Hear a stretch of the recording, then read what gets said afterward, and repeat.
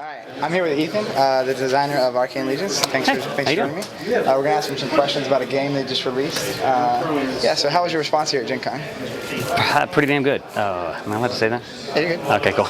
Yeah, it was really good. We've had a lot of people coming in and playing constructed events. We have a ton of demos. The booth's been mobbed the whole time. And yeah, we just played the King of GenCon tournament. It was all but one from full, and that's a constructed event. 3 days after the product came out. There were 7 guys. It was an 8-man tournament. There were 7, so that's cool. No, it was good. So, when you were making this game, was it just you, or were there other people involved? There were other people involved. Jordan Weisman, especially, of course, one of the founders of the company. He and I have been working on this game engine for, in various ways for a long time. We've had it in the back of our heads for ages.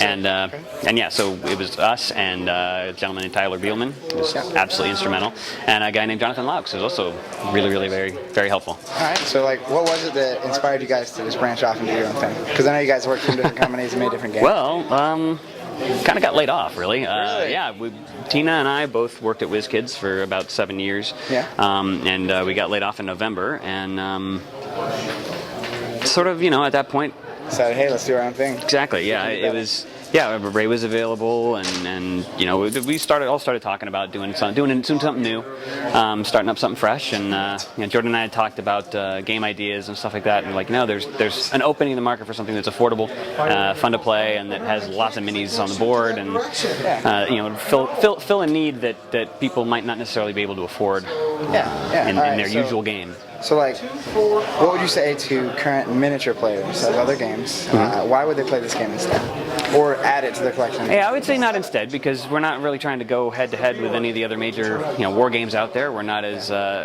hobby-oriented as the Games Workshop offerings. We're not as simplified as some of the other offerings out there. We're sort of somewhere in between. I would say that one of the biggest reasons somebody would get involved in this that they haven't already, if they're already a minis gamer, is that if they're a skirmish gamer, it's a different kind of game that plays as fast and as easily as a skirmish game, but has the depth of strategy that they're looking for in a game. Yeah, it has big armies. Exactly. It's an opportunity for a skirmish gamer to get into big armies without having to spend a lot of time and a lot of money on a army product. And because it's a fairly low barrier to entry in terms of the cost, it's pretty easy to afford as a new entry into your gaming portfolio, especially if you're taking a pause from buying other games that are too expensive for you or whatever. It's something you can spend less money on and actually get a full experience. Okay. You guys play anything in the way of tournaments or that? Yeah, we're going to have an organized play system. It's largely going to be retailer driven in that they're going to have OP product that they get from us, which they then sort of sell as the entry fee into the tournament, and it has painted figures and new cards and stuff like that for them.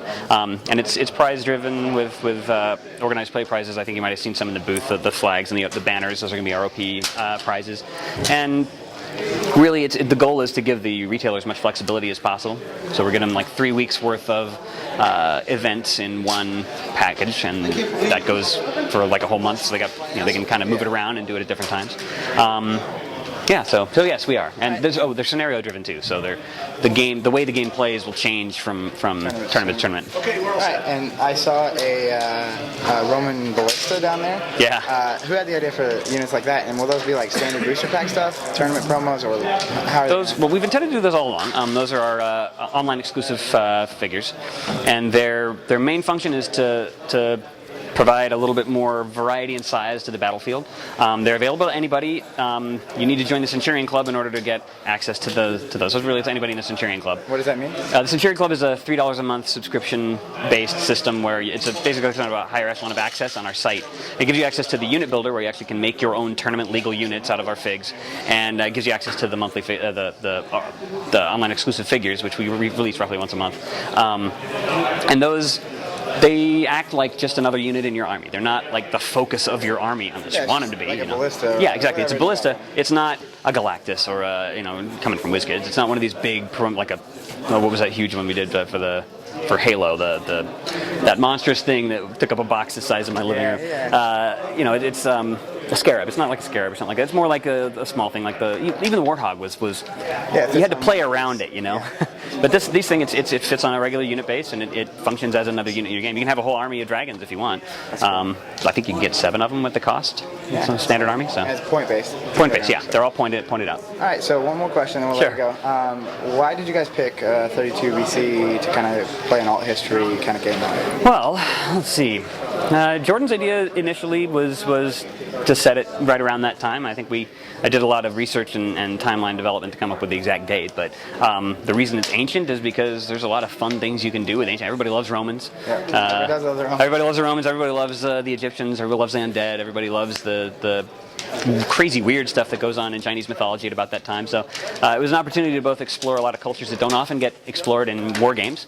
I mean, especially if it's straight historical. The Han and the Romans never meet in actual history. There's a lot of what-if forums out there, but this is an opportunity to kind of play with it. Now, admittedly, we did put a significant fantasy twist on it, so it's not your straight historical stuff. But it's we pretty much decided to do it because we all love the classics and history and cultural mythology and stuff like that, and we really wanted to reach out and kind of show it to people in an interesting light. Cool. All right, do you have a favorite faction? I'm a Roman player myself. I love the Han, but I'm a Roman player. All right, thanks for the interview. No problem. Look forward to seeing you soon. Absolutely, cheers.